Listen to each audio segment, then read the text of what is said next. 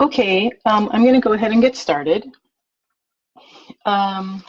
Okay, so this lēmniscāta Live number 3 is called Intergenerational Trauma and Ancestral Wisdom. And what I'm really trying to get at today is the relationship between the two. I mean, I think there's a lot of information out there now. There wasn't when I got stumped with it.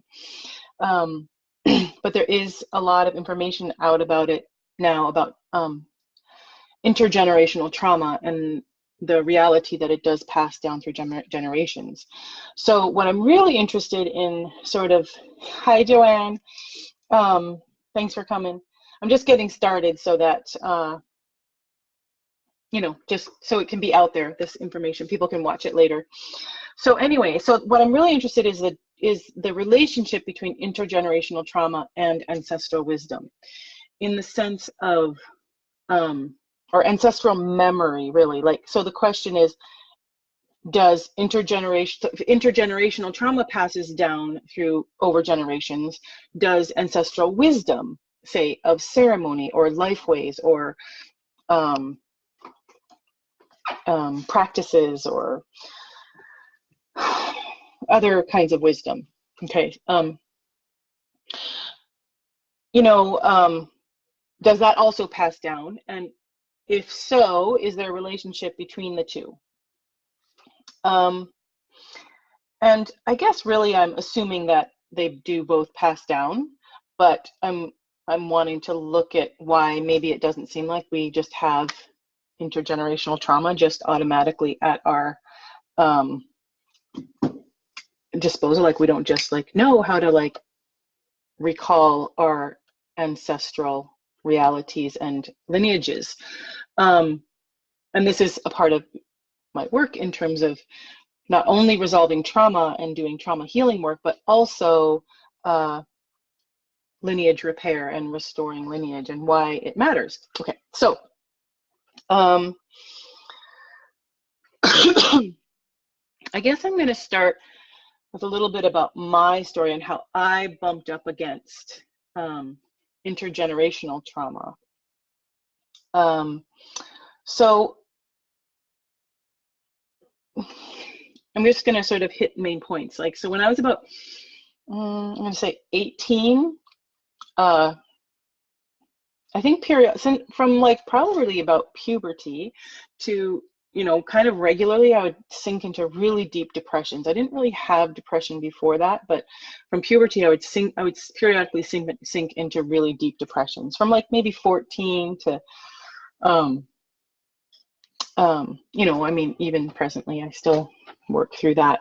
I've grown into it a little bit, and I've got some tools now. But anyway, when I was about 18, I was trying to figure this out and try to feel better, I guess.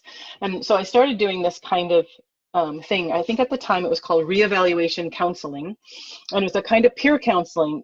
And there was sort of training that helped you then work peer-to-peer.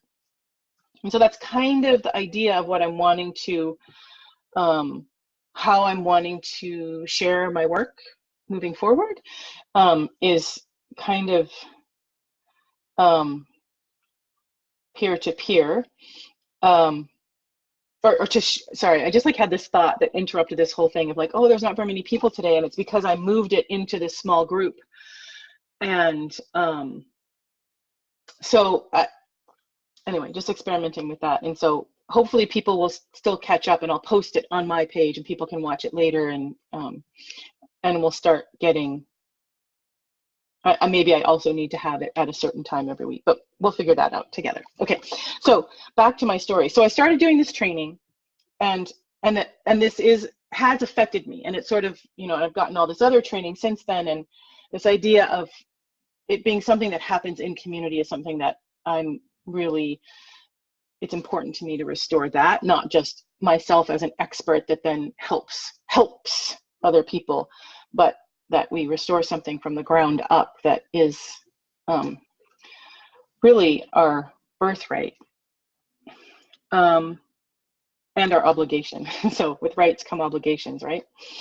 Okay, so when I was 18, I started this training program. Or it was short, it was like whatever, once a week for a month or something. And I moved out of my parents' house early. Hi, Randy. I moved out of my parents' house early, and so I was living on my own at this time, and I was doing this thing. And I remember that we learned a technique, and then we'd break out and practice it. And so we learned this one particular technique, and I broke out and practiced with this one. He was actually one of the, his wife was my therapist, and he was her husband, and they were doing the training. They were leading the training together. So they were the sort of the experts or the facilitators. So I grouped off with him into a room. And what happened was that, so part of the theory of this is that in the dyad, in the relationship, the person who's in the healer role, because you swap them, you do equal time back and forth. So the person, whoever is just taking the healing healer, I'll use that for now, role, will offer, they call them contradictions to maybe what someone believes about themselves. So not like, so it is kind of a skillful thing that people get better at over time, but whatever. I can't remember what we were doing, but we got to get specifically. So it was like all these different exercises to kind of do this. So he just said one thing that kind of, I can't totally remember exactly how it happened, but, and I haven't thought about this for a long time until I was just preparing to do this today. And I was like, oh yeah, that's how sort of where this all started. He just offered one sentence back to me, like in response to something I'd shared maybe. And all of a sudden, and I think that there was some bit of touch that happened between us. Like he asked me if he could touch me, or like just on the hand or something. And this man, he was a non-sleazy, like just sweet, dear elder man. Like I didn't ever have a sense of being afraid of him or creeped out by him at all. But in this moment, in this therapeutic setting, he reached out to me, and I couldn't even, just him starting to reach his hand toward me just sent me into something that I had never experienced before, that I didn't know was in my body, that I didn't know where it came from, but it was huge and it was overwhelming, and it was just it was terrifying, honestly. Like I was screaming, like it was extreme in what my response was to this, like just ever so subtle gesture of like connection with this man. And I'm not going to get totally into like exactly what it was or the details of how I've unpacked it over, the last, let's say I was 18, so 28, 38, 40, like 30 years. But just to say that it was huge, it was overwhelming, it was terrifying, and I had no idea where it came from. I wasn't like, oh, that's from X in my life. But within the theory of reevaluation counseling, which I haven't even looked into lately, whether it exists, it probably still does in some form or another. It's quite wonderful. I've added, and I carry that as one of the pieces that that's in my body of knowledge and work and influences. But within the paradigm, the idea is that that there's really nothing wrong with you, that you just have experiences that hurt you, and then you compensate in some way for having been hurt. It's pretty simple. And that this is where I maybe depart a little bit, although this I don't completely reject this. It's just, it's not all that I consider when I, is that, the idea is that if you can trigger through these contradictions, the upwelling of the original experience, that it can then be released. Okay. So there's a lot of catharsis and heavy emotion. So one of the things and in that moment, it was just way too much for me to understand, endure, or certainly I couldn't make sense of it or navigate it or metabolize it. So it was very, it was just completely overwhelming. Oh, hey, Maya. Sorry, I'm not great. And I guess I already said hi to Randy. So thank you. Really, there's 4 people here now, and that's really wonderful. Maybe there's only, I don't know. Anyway, whoever's here, thank you for coming. I appreciate it. Okay, so back into it. Okay, so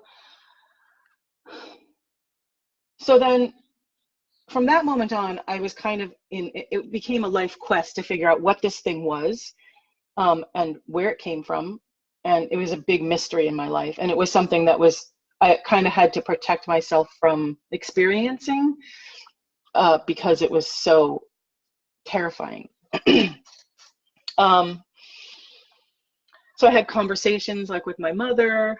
Well, I had one particular conversation with her where I asked her if there was something in my life something that could have, so I was always trying to figure this out. I don't know exactly. I don't know if that matters. Let's see. I'm not sure. Basically, over the next, whatever, I was 18, like 15 years-ish, I would go in and out of like searching for something and like going to see quote unquote therapists who said they dealt with trauma. And I would, if I ever let this thing come out, I would freak out therapists. Like it would just freak everyone out. But I couldn't, it wasn't even like I could warn them, like I had this kind of a childhood, or, the kind of childhood I had that I would think was problematic wasn't really what led to this feeling. So, but I would go alternate between like searching and, trying different methods to just giving up and kind of ignoring it. So I would go back and forth between these. And a lot of the work I did in that time, which was very beautiful work, was really just self-acceptance and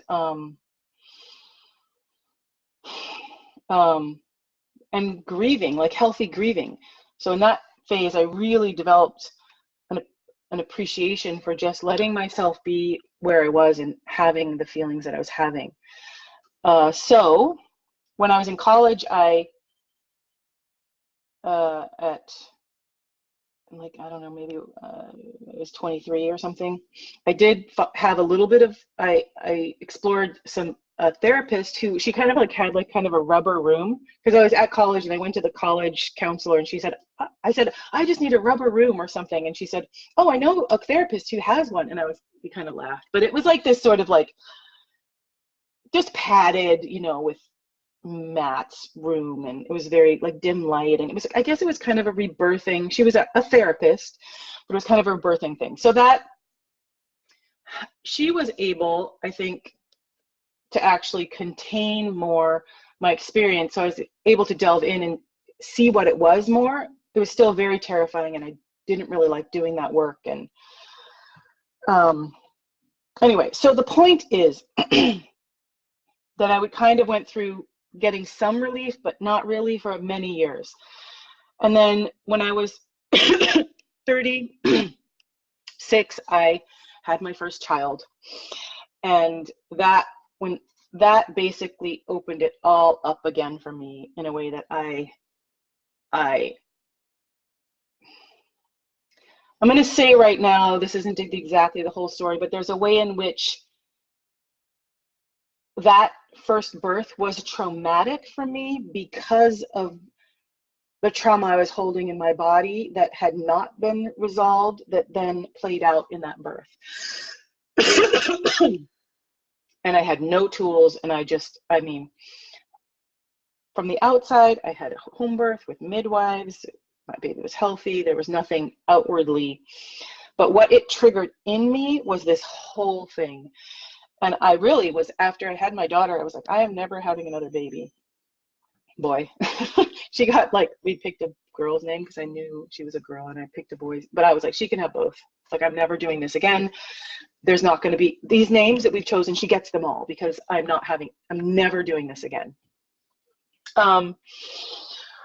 It was really hard. So that sent me, again, I think partly in like training in midwifery and in birth, and then as in death and in all kinds of things, trying to sort through this out. And that, but then I got pregnant again.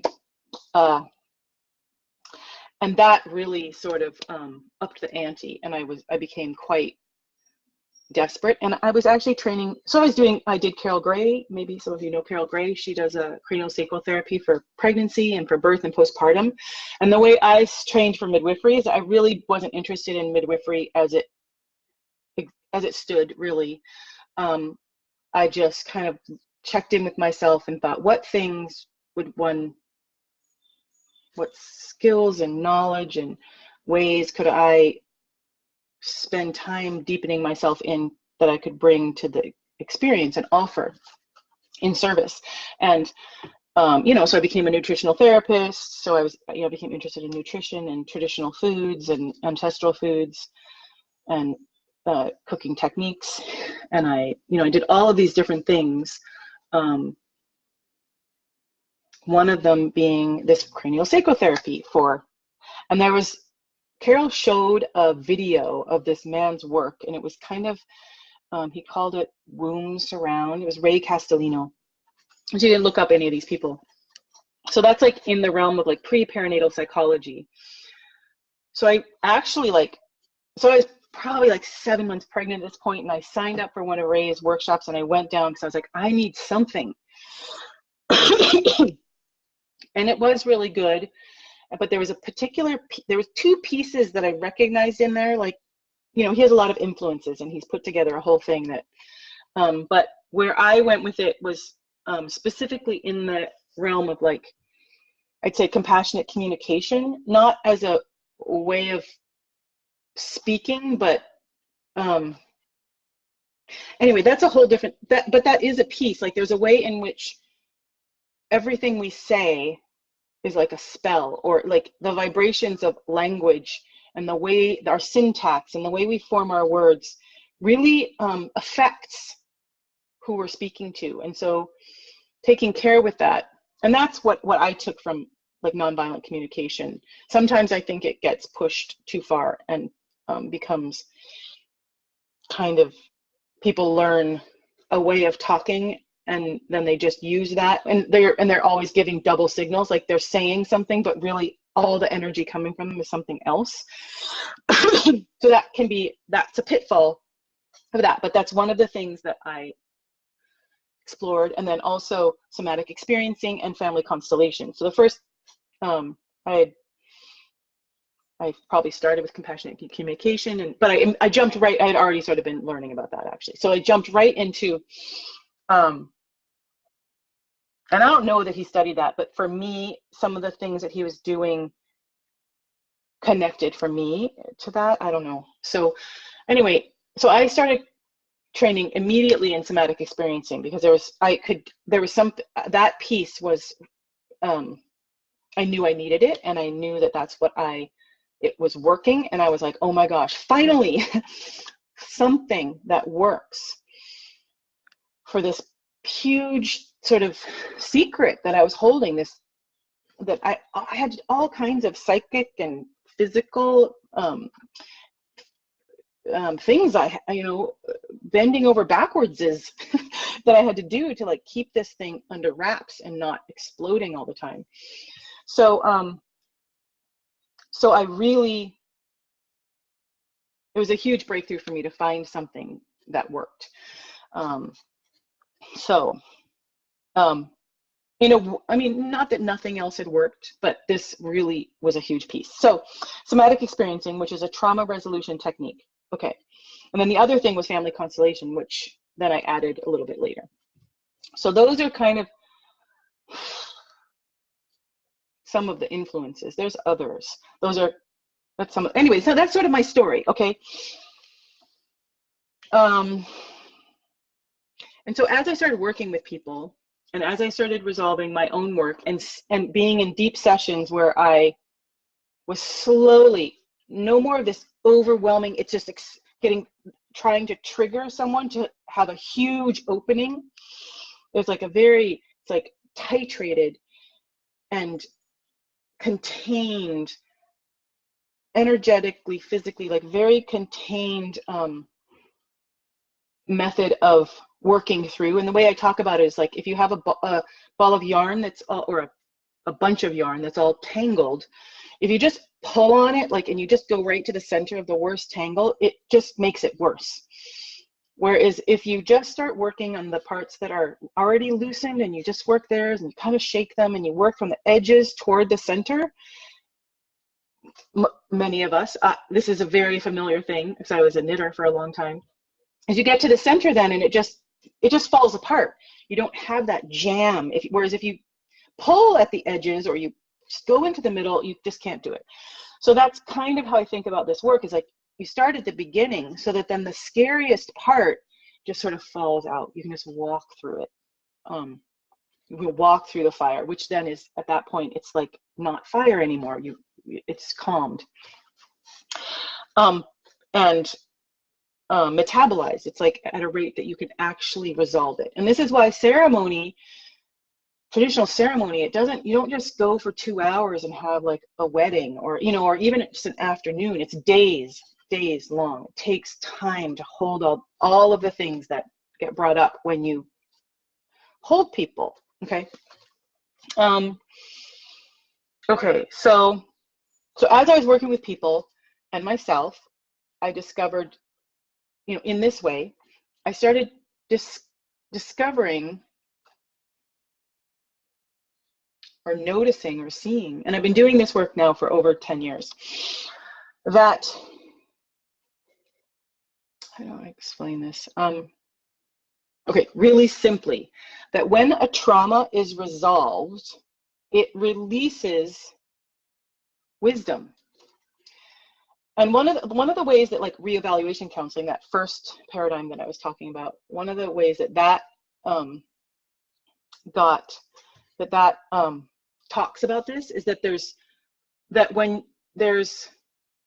we store our traumas. I don't think they use the language of trauma so much, but that's how I talk about it now. When traumas are stored, when you have a trauma that isn't resolved or metabolized, it gets stored in your body, like literally in spots in your body. And then you can unfreeze those, and then you can be free, right? But what I discovered comes along with being free is that our body is also, like, there's a somatic wisdom that our bodies carry this ancestral memory as well. And when it's frozen in the form of like an unresolved trauma, so it's if you move that part, if you start accessing that part of the body, and for women, there's a lot of pelvic stuff, you know, shoulders, all kinds of things, but breasts, but whatever part, like say it's a shoulder, it's frozen. And so whatever that part of your body will contribute, whatever that would contribute to, like, carrying forth ancestral wisdom somatically through generations, it's like it's restricted and it's confined and it's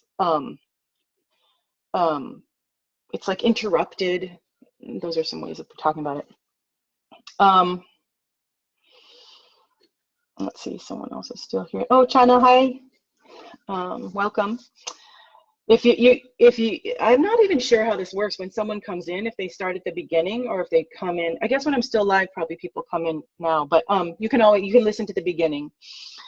Okay, so, and so what it kind of came to me over time that we'd just be working one small piece, and then like these incredible pieces of wisdom would emerge in the form of images and emotions and places in the body and places in the world that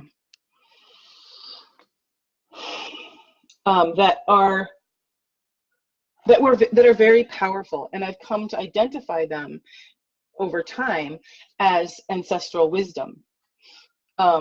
So specific memory, but also just ability to be in certain kinds of modes, like reciprocity and relationality, and like there's some things that I've identified as like kind of important linchpin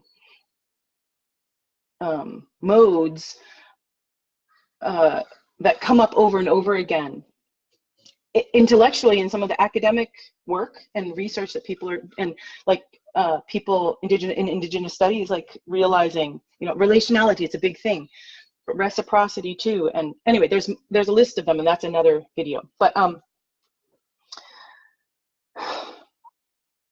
I guess the point is that as we're liberated, as these traumas are resolved, then we're freed up to live in these ways, but also in the present, so we can react in the moment. But we also reclaim the memory, ancestral memory, that is talked about, but it's not like. And I think that many of us can identify, like in childhood or over our lives, like moments or hints of it, and then times when it's confirmed, or we were like, oh, that, you know, that makes sense, you know. But okay, so I think that's.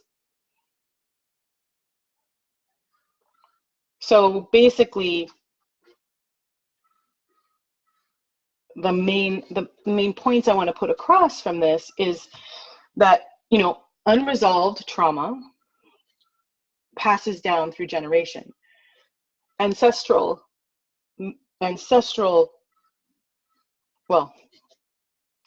memory would pass down, but for intergenerational trauma, or it does pass down, it's just layered over. And then so this trauma resolution work really opens things up. And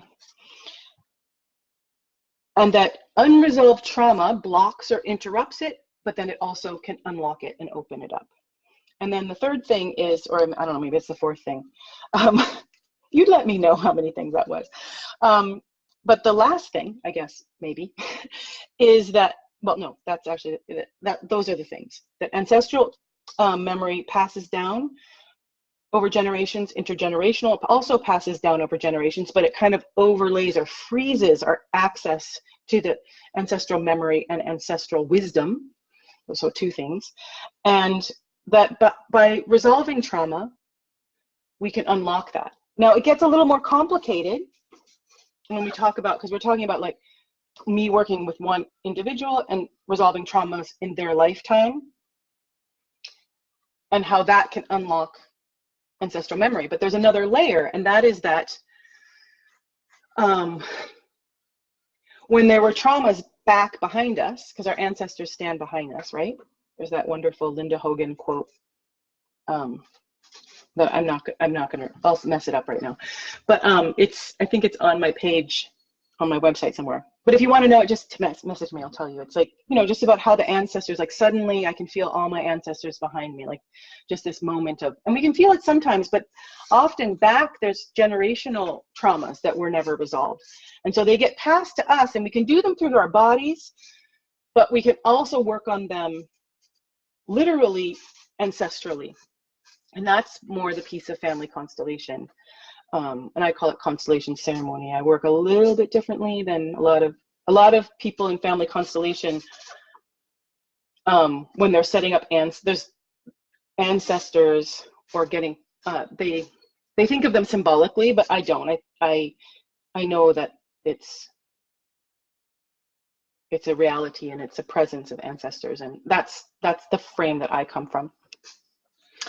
So yeah, so this is kind of how it works, you know, how this all works. And if you want to sort of get started and do a little piece, you can, I think the quote is this way. No, this way, right there. Not quote. There's a link, and it's the beginning. It's the start here page on my website, and there's something. There's the top one is called Soft Animal, and I think what I'm doing is I'm kind of getting to the third live stream related to Soft Animal, and I'm probably going to then switch gears and do 3 relating to the other 2 kind of main areas of my work. And I mean, they all are interrelated, because of course ancestral wisdom has to do everything to do with how we eat and what we feed ourselves and our children and our communities and how we treat the land, etc. So they're all related, but they kind of are a little bit categorized, and different people come in different ways. But you can do the Soft Animal. It's a small exercise that is kind of the beginning toward the whole process that I work with, which is and that is a part of what I'm really dreaming up and dreaming into right now, is about all this work that I do with one-on-one or with groups, how to, and I was speaking about this a little bit earlier, so I'm kind of repeating myself, but to work in community, to restore that within community, and to have more of that peer relationship, but even more than that, like sort of the reevaluation counseling, peer counseling, like, but even more than that, in the way it's kind of is out there now, but that's really connected to understanding and healing trauma, not just understanding trauma, being trauma informed, but being able to have the presence and recover the intuitions, etc., about holding space for trauma. Because as I've been doing this work, I'm like, oh, this is ceremony. This is ceremony. As I have had the privilege of participating in some really, like, just kind of real ceremony, and I just the feeling in my body and the feeling of them, I'm like, oh, this is a similar thing. This is ideally moving toward recovering that. That's what's happening, is this emergent ability to hold space. That's what ceremony is, but just for many people, you know, so how we can start reviving this in a good way that isn't appropriative, that isn't copying, because not just because it's wrong, but because it doesn't work. It doesn't work. It doesn't help. It doesn't heal. It doesn't do the things. It's a performance. Like, I have a distinction that I make between performing and enacting. And this is really hard, I realize, maybe, but like performing is like theater. You're performing. You've got the protocols, or you've got the elements, and you're performing it. And sometimes just performing it can be helpful. So I'm not all completely against performing, but it is distinct from enacting, this enacting world. Like, when you do create or participate or run or create a ceremony, you're not just doing it to say you did a ceremony. You're doing it to enact world, to create reality with, not for, but with. It's like you become a participant in becoming of all things. So so this is this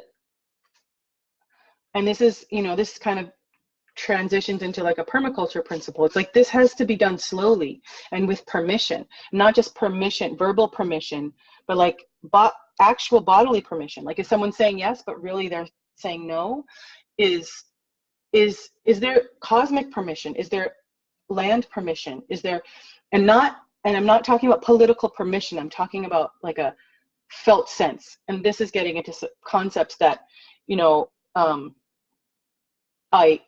in the mystery school, the lēmniscāta mystery school, these are the things that we're going to be delving into, all of these things, like the nuances, and really not just what they are, but how to bring these up. And I kind of come like this up, like from the earth, you know, from our bodies as earth, and how to restore these and bring them in this felt sense, all of these different things, that then we can be enacting world with, not just helping or being able to say we did this ceremony, or, you know, and in general, yeah, okay, we can leave it there. So if you want to just get a taste of specifically of this world, this part of my work, the work that we do in this community, you can look at Soft Animal, and the link is, again, it's not backwards, right there. I think probably it's different. It's going to be below it or something. But anyway, the link is in the thing. So I think that is more or less what I wanted to say. Does anyone have any questions? It's totally fine if there are no questions, but if there are questions, I can clarify or fine tune some pieces. Or I can sort of wrap up maybe while y'all are thinking about it.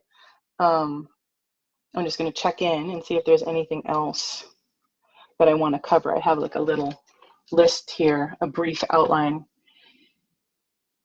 I don't know, maybe I'll just take a moment. Well, just type your question if you have a question, and I'll get to it. And if not, I'm just going to wrap up with a little bit of like coming back to my story. And when I had my second baby, I didn't even do that much work. That's the thing about this work, is it's really powerful. It's really powerful to slow down, actually. And you know, I was probably 7 months pregnant when I started the SE training, and when I did that womb surround with Ray Castellino. And even then, this birth was completely different, because I had some images, you know, and this is really interesting too. Well, okay, I had some images, some medicine, you know, some that came from within me, not, oh, well, I think I'm going to do this medicine or that or this, you know. It was like emergent within me. It was like this really authentic kind of instinctual ancestral knowing that I, you know, and so I had this imaginal medicine that I was able to use during labor and et cetera, and this second birth was completely different. I remember the first thing I said after it was over wasn't, I'll never do this again, but that was not any easier. So this birth was different, not because it was any easier. It was different because I had resources, and I had something restored in me that I was able to get through it. And this, you know, birth is a trauma. Giving birth is a trauma, but it's one that sometimes gets navigated and resolved, and sometimes doesn't. And in my first birth, it wasn't. In the second one, I came through, and in that, I also was able, because I resolved my first birth from that too. And I just came out being like, that was just as hard, and I did it. It was like this, like, you know, which is very different from the first birth. And you know, in terms of that first trauma that exploded, I have over time been able to explore it in a safe way, not like the rebirthing or the cathartic way, which is, you know, you hear about re-traumatization. This is what they're talking about. This is re-traumatization, is when it comes out so fast, and it actually, you're then scared of it ever coming out again, because it's just so, I'm going to say uncomfortable, but from you know, terrifying. It's terrifying. But over time, I've been able to kind of almost, you know, and this is why partly it's like my work, I call it myth mending, and like there's kind of I don't necessarily know exactly what happened, but there's a mythology that I have about it that is all that the soul needs. That's what the soul needs. It doesn't need to have like the linear story. It needs to know, needs to have the myth, which is real. I don't mean myth as in like, you know, the not right story that I believe. I think mythologies are often more true than linear truth, or are only true. The linear truths are only true in relation to mythological truth, and that's a more cultural mending that we have to do. Anyway, blah blah blah. It's been 40 minutes, and there's no questions, so that's great. If anyone who's watching after this has questions, put them in. I'll come in and answer, or if you think of a question later. And some of the topics, you might want to watch 1 and 2 if you haven't already.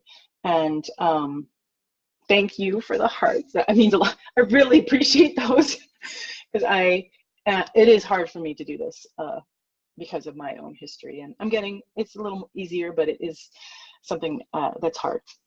So thank you, and I will let you know when the next one's going to be, and I'd love to hear your feedback about whether you would prefer it to be regular, but that sometimes I would just not be able to do it because I need that flexibility, or if spontaneous works just as well. Okay, mwah. See you soon.